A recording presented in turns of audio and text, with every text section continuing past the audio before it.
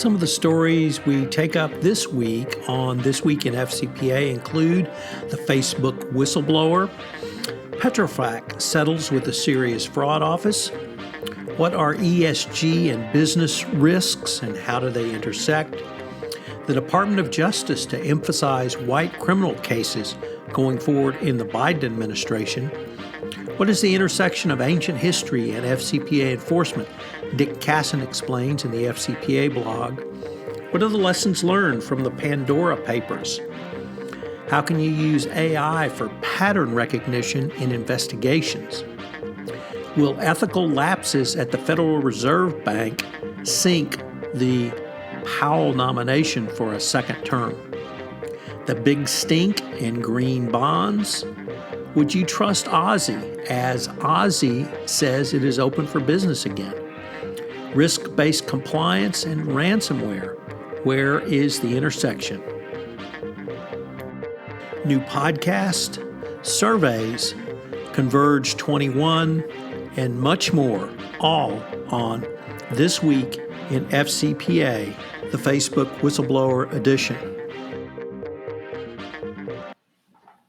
Hello, everyone. This is Tom Fox, back again with Mr. Monitor himself, Jay Rosen, for This Week in FCPA, episode 273 for the week ending October 15, 2021. The back in the ALCS, or for you heathens out there, the Cheaters Ball. As the Astros and Red Sox meet in the ALCS, that's American League Championship Series. So for all you not in there, too bad. Is it a cheater's ball? Jay and I will explore that and other questions as we look at some of the week's top compliance and ethics stories on the back in the ALCS edition. Jay, what say you? I say it's time to start banging my trash can and getting those runs in. Absolutely. Well, Jay, I think everyone who listens to this podcast knows you're a recovering screenwriter, and you wear that moniker proudly. But I want to ask you, yes, who knows what values lurk in the heart of man? Is it the shadow, or could we say perhaps legacy emails do as well? I do know who the shadow is. My dad used to love listening to him on the radio. But I think we should take a look at the havoc that some legacy emails could wreak on very high-profile NFL teams and coaches. So why don't you tell us what you've been thinking about this week? Sure, and maybe we can pontificate on this a little bit because it's glorious and involves the National Football League and a lot of other issues. So John Gruden, former head coach of the Las Vegas Raiders, was outed on Sunday by the Wall Street Journal in an article that's quoted a email he sent about the head of the NFL Players Association, DeMar Smith, and he used a racial trope that I will not repeat because, of course, we're a PG podcast. And it was something that racists say about the physical characteristics of black people sometimes. So that came out and it was pretty bad. And he, of course, said, I'm not a racist. I don't know. First he said, I don't remember sending it. Then he decided he wasn't a racist. Well, unfortunately from there, it only got worse because the New York Times reported a trove of emails, which were not only more racist, but they were sexist, homophobic, misogynist, disrespectful of the people he had worked for and with.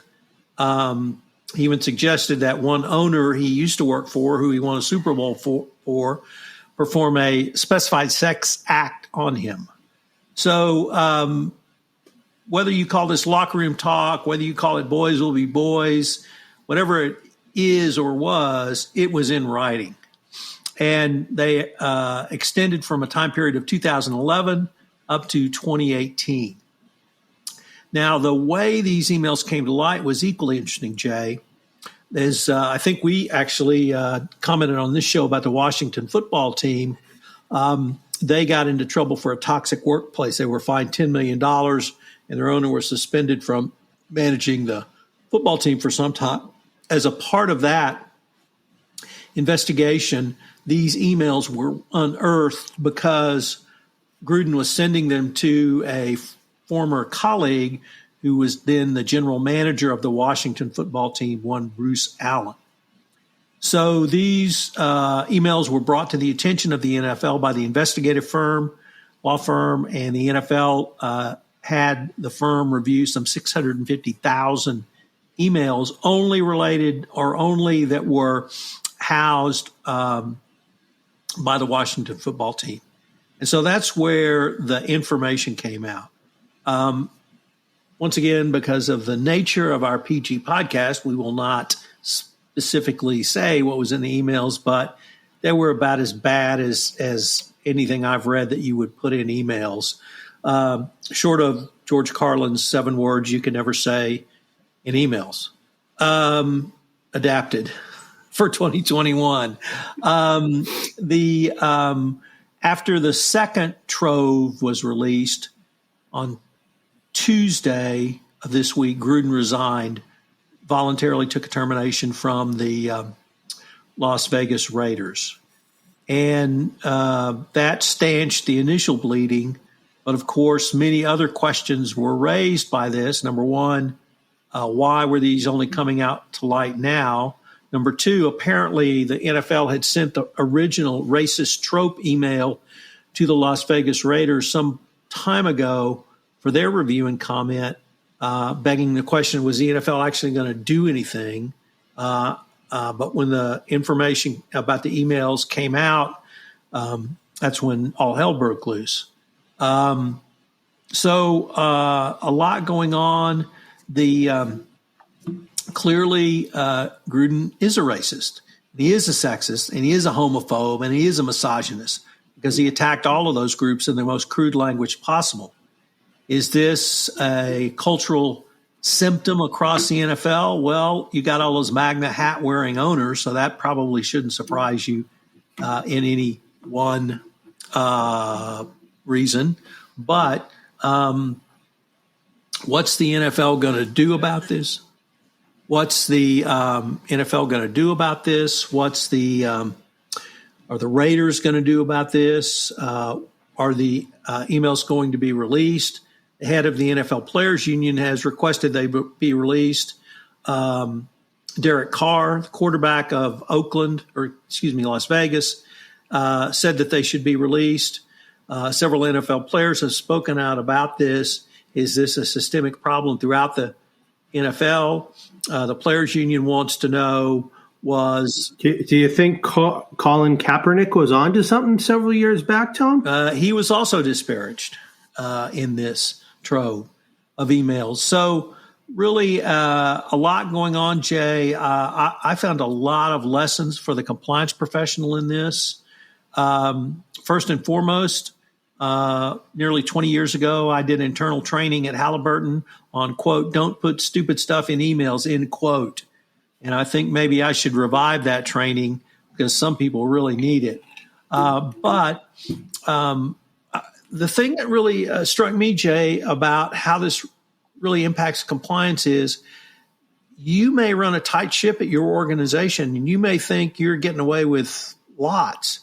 But if there's a fellow company, company in your industry, then they may, and they're under investigation, they may have emails from your folks, and you may not even know the potential damage or reputational damage that you're going to take if those come out. And I think that was certainly one of the things that struck me about the Raiders here, whether or not racism came into any salary negotiations with the players union, strategies or tactics by the NFL. We don't know that.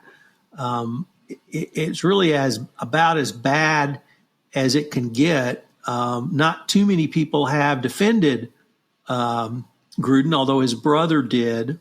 his name is being removed from the Tampa Bay Buccaneers Ring of Honor because he was their only Super Bowl winning coach. I don't really know where this is going to end. The NFL itself has a huge problem on its hands because if they start nosing around in teams' emails, you and I both know they have no idea what they'll find.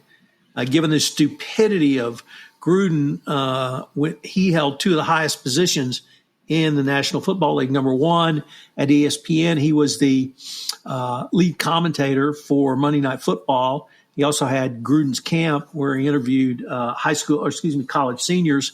And, of course, he became the highest paid coach in the history of the NFL. So he's really at the very top of his profession. And if he's doing it, you could probably bet that there are others doing it as well. We should also note the NFL is 70% black. It now has one openly gay player in it. There are female referees. All of those coaches were disparaged by Gruden. So I don't know where you might want to start to unpack that, or you have maybe a little angle or an angle you want to focus on. But how do we think through this imbroglio? Well, I want to bring up something that you and I, we traded emails earlier this week, and I asked somewhat rhetorically, why was the justice so swift in the NFL this time around versus, you look at somebody like Al Franken, or you look at other people who had issues with whether they're Me Too issues or issues in defaming other people. And Tom, why don't you share with the answer why you think the justice was so quick from the NFL? Well, Al Franken was 6 years ago now. And we've had evolutionary cycles since then. And number one. Number two is social media, as powerful as it was 5 or 6 years ago, was nothing compared to what it is now.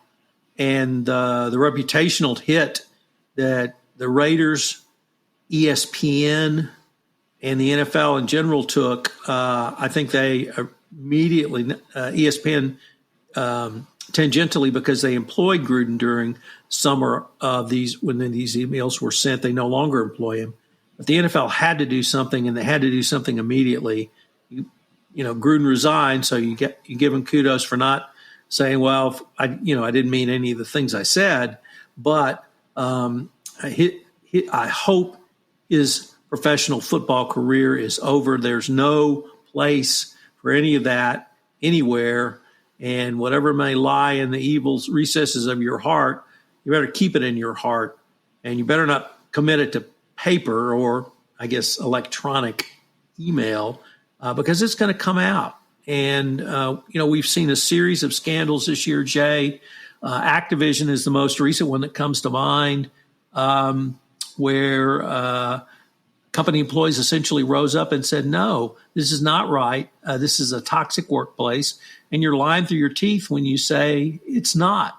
And if Gruden took any of the obvious values that were in his heart into the workplace, well, he's committed sexual harassment. He's committed sexual discrimination. He's committed racial discrimination. He's committed sexual orientation discrimination. And a wide variety of other things that are truly antithetical to the workplace of 2021. Well, we're going to hear more about this. And thank you, everyone out there, for letting Tom and I take a little extra time and go for a deep dive. We're going to get into the stories part of the week. And I'm going to look at something from my alma mater, Knowledge at Wharton, by Professor Richard Schell. And he talks about confronting ethical and moral dilemmas, and his advice is don't go it alone. When you're faced with a moral or ethical dilemma at work, it's common to believe that your choices are limited to 3 less than optimal options. First, you could remain silent. Second, single-handedly confront the perpetrator or perpetrators. Or number 3, report him or her and perhaps the whole team to a higher authority. But there's another way. In fact, believing you have to handle this situation alone, no matter which option you choose, violates the conscience code, a set of 10 rules developed to help you lead with your values while advancing your career. Specifically, rule number 6 explains The importance of leveraging the power of two. An ally can bolster your confidence, help you think more clearly about the situation, and keep you grounded when you try to make it look as if you are the problem. In fact, when it comes to resisting pressure from peers and authorities to just go it alone or look the other way, 1 + 1 equals much more than 2. Psychologists report that the best workplace allies are those who can help you better understand the situation you're in and then provide a confidence boost when you try to manage it. For ideas about when and how to leverage alliances, listen to these action steps below. When you're faced with wrongdoing at work, consider testing out your viewpoint in private with one other person, perhaps acquire to one who might be open to hearing your perspective or creating an alliance. If that's too risky, consider reaching out to the person who recruited you, or maybe a mentor or a colleague who's been at the firm longer than you. Here are 3 ideas for leveraging the power of two. Number 1, deal with peer pressure. Another's voice speaking truth will help you feel less isolated in your position and more confident in asserting your point of view. Number 2, stand up to authority. Stanley Milgram's infamous Power of Authority studies investigated how ordinary German people had gone along with the Holocaust and World War II. His experiments demonstrated that ordinary citizens could be pressured into delivering what appeared to be lethal levels of electric shocks to human victims. In one version of the experiment, Milgram created teams of 3 to deliver the shocks. Having allies at your side can empower you to act on your values more quickly and decisively than relying on your inner resources alone. And the third option, gain a fresh perspective. Professor Philip Zimbardo's troubled Stanford prison experiment, in which he placed randomly selected undergraduates in roles of guards and prisoners, attempted to provide the social roles and systemic pressures that can distort behavior of normal people. The power of two thus extends to people completely outside your workplace bubble, people who can point out how far you have strayed from your ethical commitments and bring you back to your senses. So how can leaders use this? By now, the story of the charismatic 19-year-old Stanford undergraduate Elizabeth Holmes is in the news. About her idea to approach blood testing is well known. What's often missing from the tales of the Theranos scandal are Tyler Schultz and Erica Chung, 2 20-something employees who were faced with the immense pressure from their superiors and peers to go along with what was clearly a massive fraud. New hires Schultz and Chung worked together on a team that was testing the accuracy of Edison, Holmes's blood testing machine. When they noticed that the data results were deviated too far from expected, they were told that it was standard practice to ignore these outliers. When Schultz and Chung finally pushed back, they were admonished for not being team players. And finally, after their superiors knowingly submitted the false data to regulators, Schultz turned in an anonymous complaint to investigators and sent a letter to Holmes with details of the concerns.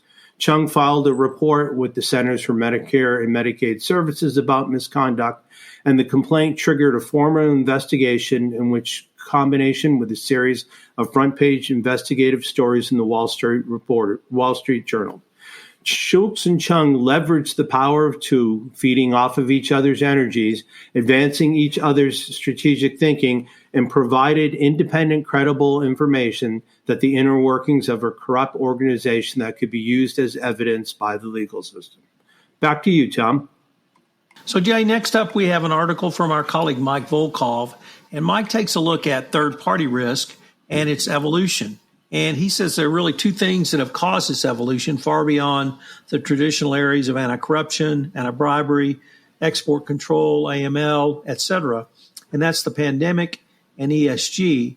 The pandemic put more pressure on supply chains and brought up more opportunities for fraudulent vendors to come into your supply chain. So that increased risk and it required increased oversight. But the second thing, Jay, was ESG. And this really ties into my extended discussion about the reputational damage to the Las Vegas Raiders, ESPN, and the NFL, that you now have to consider reputational damage in your third parties and in your supply chain.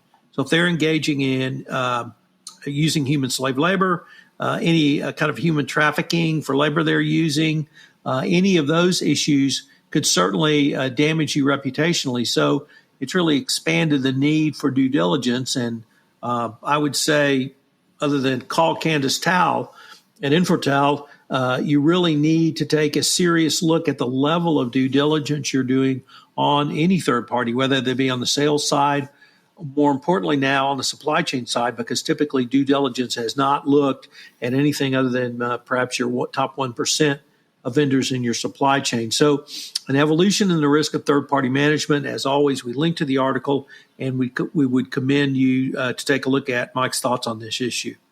Jay, what's the role of employees in weeding out corporate misconduct? Well, Tom, we're going to check in with one of our weekly sources, the Wall Street Journal Risk and Compliance Journal, by a new voice over there. Hopefully I say his name correctly, David Smagalla. Issues around cryptocurrency, cybersecurity, and efforts to encourage whistleblowers dominated the discussion at this past Tuesday's Wall Street Journal Risk and Compliance Forum. Employee engagement is seen by compliance professionals as instrumental in uncovering potential crimes within companies. This was said by Glenn Leon, Senior Vice President and Chief Ethics and Compliance Officer at Hewlett-Packard. During the coronavirus pandemic, Mr. Leon initially saw a decline in incoming complaints and inquiries from employees. Although he isn't sure of the precise reason behind this decline, his working theory is that people aren't in offices as much engaging with managers face-to-face, and they may be seeking external sources to report workplace issues. Other topics of note at the Risk and Compliance Forum: cryptocurrency. Around 23% of Americans now own cryptocurrency, said Melissa Straight, Coinbase Global's Incorporated's Chief Compliance Officer, and she cited figures from comparison platform Finder.com that suggests that crypto has begun a move towards the investing mainstream. As cryptocurrency moves into the mainstream, however, it's emerged as the tool of choice for bad actors, employing ransomware against corporations, requiring regulatory authorities to refocus results. Lloydettte, Principal Deputy Chief of the Justice Department's Money Laundering and Asset Recovery Section, points to the formation of the Ransomware and Digital Extortion Task Force, which brings together components from across the department, as well as the National Cryptocurrency Enforcement Team, to target the misuse of cryptocurrency for money laundering and other criminal activities. Quote, I think both of these actions reflect just how important ransomware is to the department to cryptocurrency crimes in general, said Mr. Stowe. Cybersecurity. The pandemic has also moved a new set of concerns to the forefront of compliance professionals. The increasing threat posed by employees working from home, often using technology in suboptimal security conditions. Hewlett-Packard's Mr. Leon described it as a growing concern connected with the increased use of laptops at home, which many cyber breaches stemming from employees' misuse of their computers or linking on an errant link. For companies around the world, it's perhaps not a matter of if, but more like when, referring to cyber attacks. This was said by Nancy Greigel, Senior Vice President and Chief Compliance Officer, Worldwide Compliance and Business Ethics for Amgen. So companies ought to definitely invest resources in a lot of educational training. What you do in the situation is you train, you educate, you retain, and you remind people of the proper way to use their computers, said Mr. Leon. That, frankly, is the biggest thing from a compliance perspective we can do. Tom, back to you. So, Jay, next up, we have an article from Compliance Week, Kyle Brasseur, reporting on the ex-Braskem CEO who got 20 months jail time. And the significance of this, obviously, is anytime you have a CEO getting hard time, that's a pretty big deal under the FCPA. He was intimately involved in the bribery, not just scheme, but the entire business built around bribery by Braskem, a business unit of Odebrecht. So pretty significant penalty, 20 months, nearly 2 years. So rare to see a CEO go down. We haven't seen it in quite some time, certainly not from a company this large. but the Petrobras Javalato scandal continues, and there still continues to be fallout from that, Jay, some 10 years after the original scandal broke. So, Jay, what are your thoughts, or rather Lloydettte Bai-Marrow's thoughts, on cooperating or not with the Serious Fraud Office? We'll be right back after a quick word from our sponsor.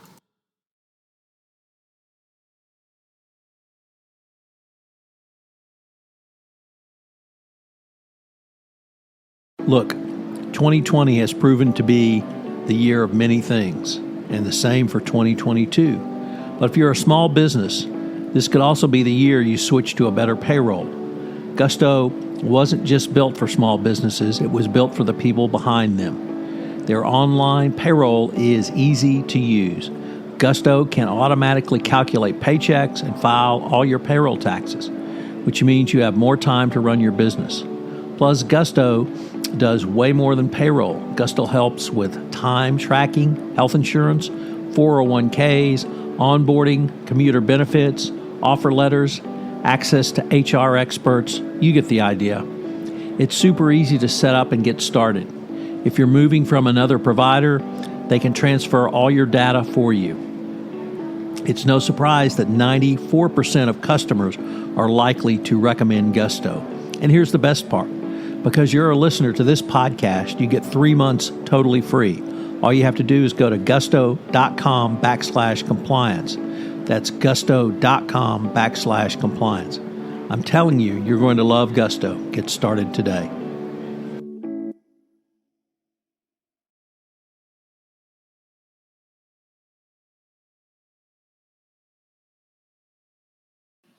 Thanks, Tom. This is my favorite article of the week. It comes to us from the FCPA blog. And as you said, Lloydettte is just a great commentator. If you don't read her, you should read her. She's got great insights from her background at the SFO.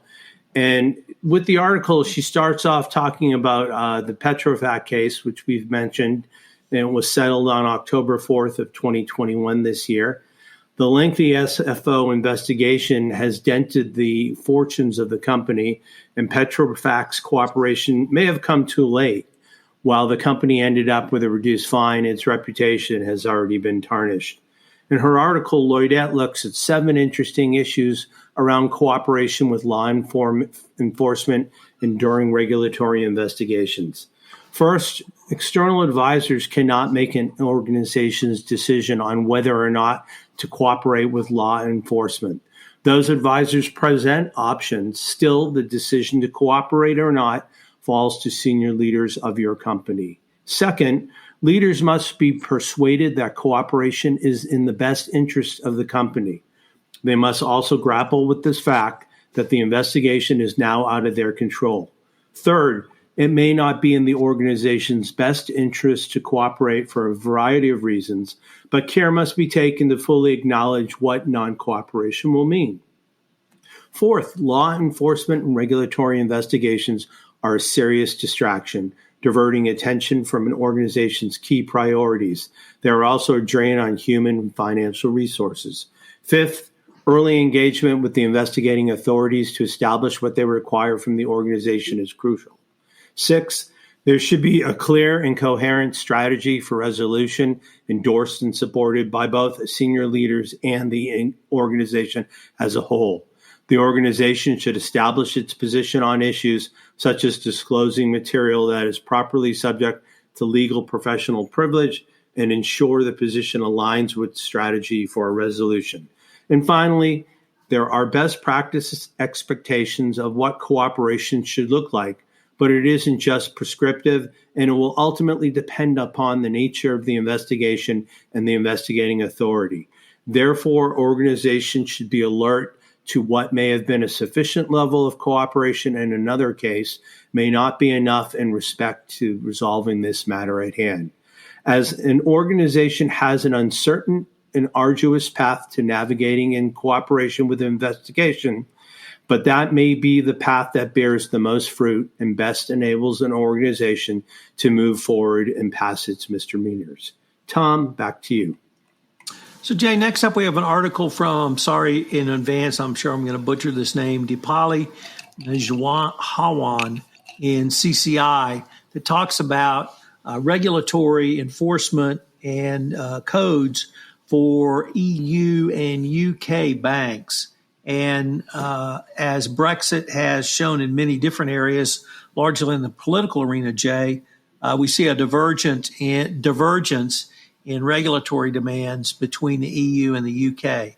This is going to put increased pressure on UK banks, particularly those multinational banks that have branches literally across the EU, because until just a few months ago, they were one jurisdictional unit. So work will be required for UK banks who do business on the continent, and it may end up being a dual reporting scenario, which, of course, is a really difficult thing for many businesses to have to report to multiple agencies across multiple jurisdictions. Nevertheless, the way regulatory reform is working, more aggressive in the EU than currently in the United Kingdom, we may see UK banks really suffer the brunt of this. And then, of course, for U.S. banks doing business in both, they're going to need to comply with perhaps two different regulatory regimes. So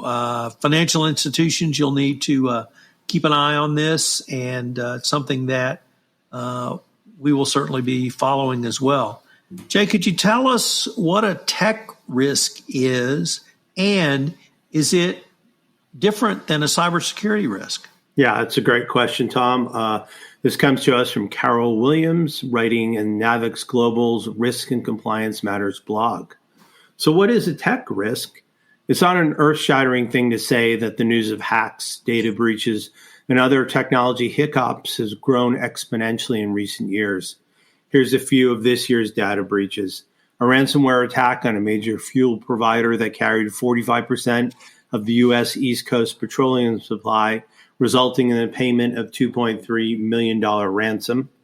The discovery by a prominent lead generation firm that Social Security numbers, bank accounts, and driver's license of over 10 million of its customers were being sold on the dark web, and an attack on a men's clothing retailer by a notorious cybercriminal who posted the PII of over 7 million of its shoppers. Of course, this barely scratches the surface. Companies have several frameworks to choose from for helping them address technology risks, and the risk management framework for information systems and organizations from the National Institute of Standards and Technology, NIST, considered the most authoritative.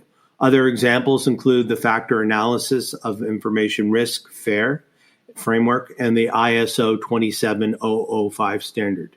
While these standards do provide guidance on identifying and assessing and managing risks, they each have one big shortcoming. They fail to address business risks associated with technology. Truly understanding and managing technology risks effectively requires a holistic approach focused on the business. IT professionals should have a good technical understanding of cyber and general technology risks. However, they typically only focus on the immediate impacts of data breaches, like the number of records exposed and remediating the cause of the breach. Most organizations also mistakenly believe that since they have insurance for instances like this, that they don't need to do anything else. This approach to technology risk can do more harm than good. Here are some non-insurable impacts that immediately come to mind. The business can't serve its customers, putting an immediate halt to revenue. Employees can't access the company network and data, stopping work in its track. Strategic initiatives are forced to a standstill, and word spreads quickly via social media, whether from employees or customers, negatively impacting the company's reputation. But according to a recent book from Norman Marks, Making Business Sense of Technology Risk, it goes any further. Simply, managing risk is insufficient in today's world. Informed risks have to be taken in order for organizations to add value and remain relevant in the world that's changing at lightning speed. How should a board assess whether to invest in reducing risks related to technology, address other business risks, or putting that money toward new product development, increases in sales staff, or a new marketing campaign. In past days, it would be advisable for a company to wait until a particular technology risk was below a certain threshold. In today's world, companies don't have the luxury to wait on that. So how can risk professionals help IT executives and staff communicate technology risks to decision makers? Risk professionals have an important role to play here, ensuring the link between technology risks and goals and objectives is understood by decision makers. By not breaking risks down through root cause or scenario analysis, it will be impossible to know if mitigations are appropriate or what actions can be taken, if any. Any information that executives do receive will be confusing and overwhelming, and therefore continue to feed the perception that ERM is not a helpful tool for building a strategic advantage. In the end, actions can only be as specific as the risks you have identified. Technology risks have been a growing concern for many years and will continue to dominate headlines. Therefore, you as risk managers need to help their IT colleagues properly understand and communicate these risks and the appropriate context to decision makers to ensure a proper balance is struck between risk mitigation and risk taking. Tom, last week or the week before, you spoke about our good friends at Aussie. What's happening there from the audit perspective? Francine McKenna, probably one of the top commentators from the audit perspective on things, writes in the Dig. And she took a look at Aussie from the audit perspective. First of all, both on behalf of myself and Matt Kelly, the coolest guy in compliance, shout out to Francine for citing us in talking about Aussie on the Compliance Into the Weeds podcast. So she obviously knows what she's doing. But Francine does look at things from the audit perspective. And frankly, I was stunned to find there's no audited financial statements for Aussie.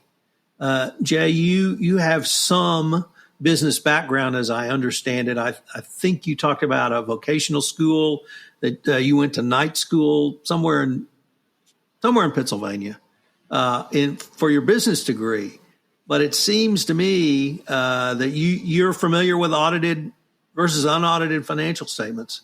And I believe at one point in your career you were an investment banker, and that topic may have come up from time to time.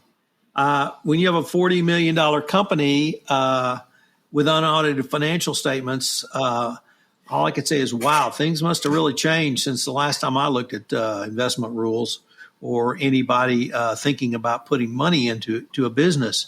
So this was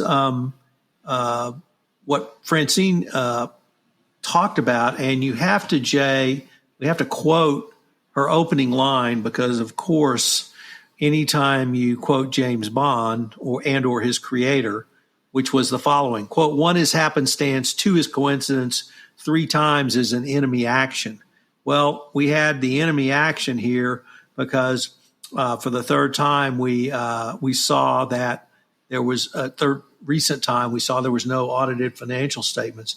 And Jay, it really speaks to, we can tie this, I think, clearly and most importantly back to compliance, because if your business is looking at some type of major partnership, major business investment, major any type of business venture, if the person across from you or the company across from you doesn't have audited financial statements, you really have no idea of their financial stability or their financial health.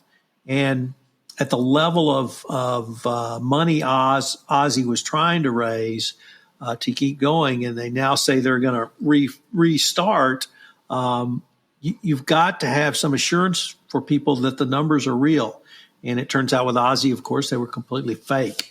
And she really ties it, I think, most nicely and perhaps most importantly to Theranos, which also did not have audited financial statements.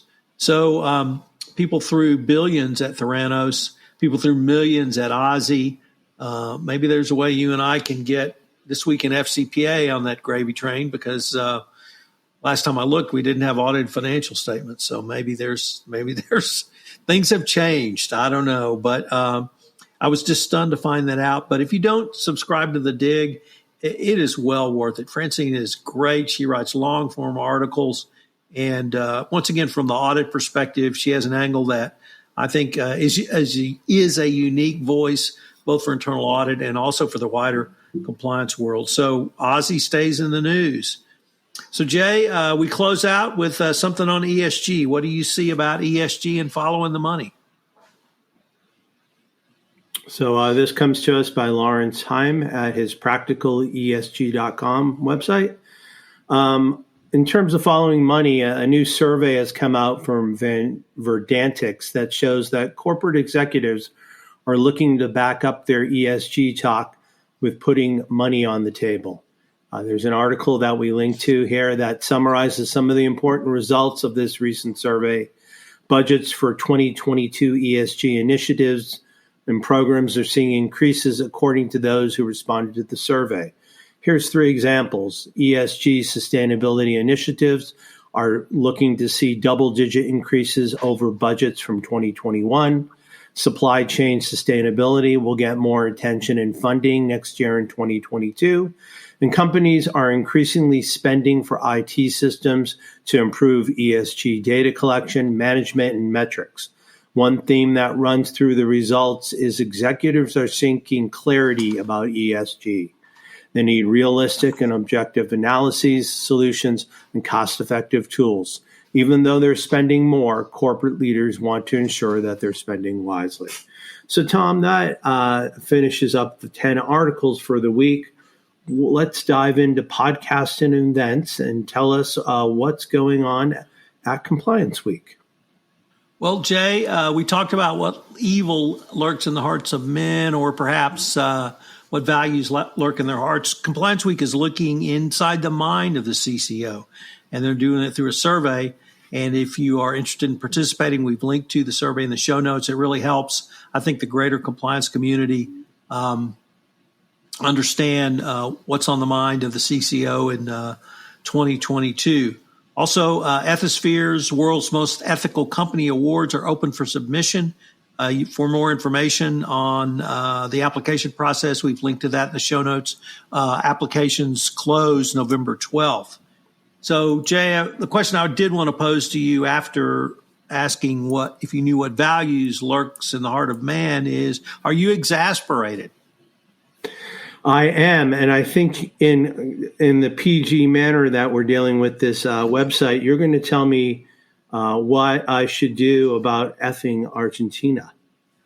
Yes, so effing Argentina series continues. Posted this week was a chapter about it's a journeyman tennis player's tale, Jay, but it's really about all of us who've had to deal with Mr. or Ms. Perfect. So a lot of exasperation in dealing with Ken and Barbie over the years. This month on the Compliance Life, I have John Milliken. John's currently a managing director at Exeter, but he's a formerly CCO at American Express Travel. In episode 2, he moved to from the prosecutorial world into the corporate world and then became a compliance officer. Next week, we'll talk about his move to the CCO chair. Karsten Tams and I have started the newest podcast on the Compliance Podcast Network, Design Thinking in Compliance. And we posted an episode Wednesday. We talked about co-creation and why that's such a powerful tool. So, Jay, I was privileged to be on Bestseller TV to talk about the Compliance Handbook. That episode is out, and I've linked to that in the show notes. But we have one more thing to talk about, and that, of course, is the Cheater's Ball. How cool is this? Is this like the penultimate? Is this better than beating the Yankees? What's it like for a long-suffering, now used to winning Boston Red Sox fan? Well, it's been kind of quick for me because during the season, I get overwhelmed by 162 games. And started to think that the Red Sox were cursed because they were getting infected by COVID-19. They've had this incredible comeback with these walk-off wins. So I'm kind of tickled pink. I didn't expect to be here. I know, Tom, that every year you expect your Astros to be competing for the American League pennant. So this might be more of a normal thing for you, but I'm taking this as this is going to be great glee. And like I said, or like you said, it's the the cheater's ball. So one of us is going to cheat our way into the World Series. So we're already ahead of the game. Well, the White Sox accused us of sign stealing. Woe begotten is me. The Astros is their fifth straight ALCS, number 2 now on the all-time record. It's nice to be with a winner for the first time in a long time. Jay, if it was someone who followed a team from near a city you live in, I might be embracing the hate. But it's a little hard to embrace the hate from the number 2 cheater baseball firm in baseball. I think the Astros will always have that mantle, at least till the next big cheating scandal. So the cheater's ball is here.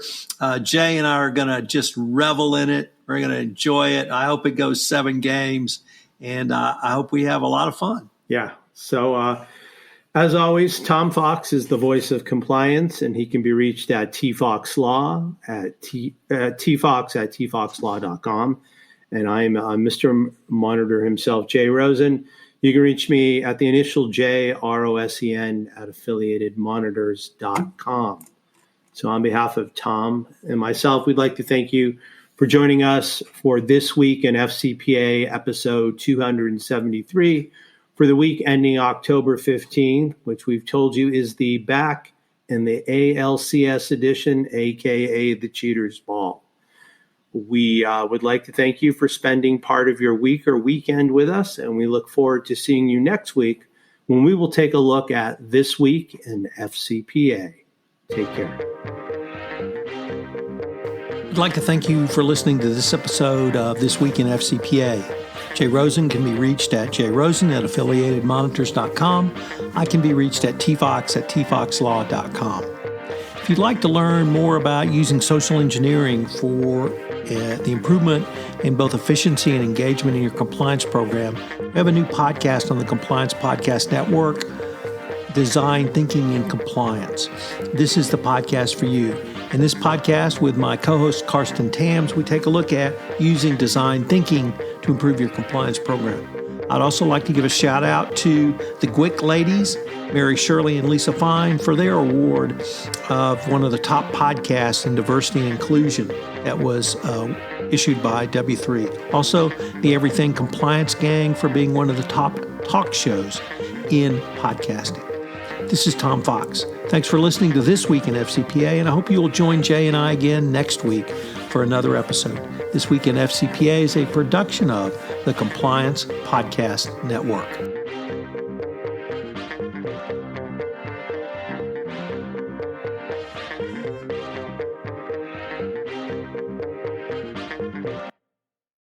This podcast is a part of the C-Suite Radio Network.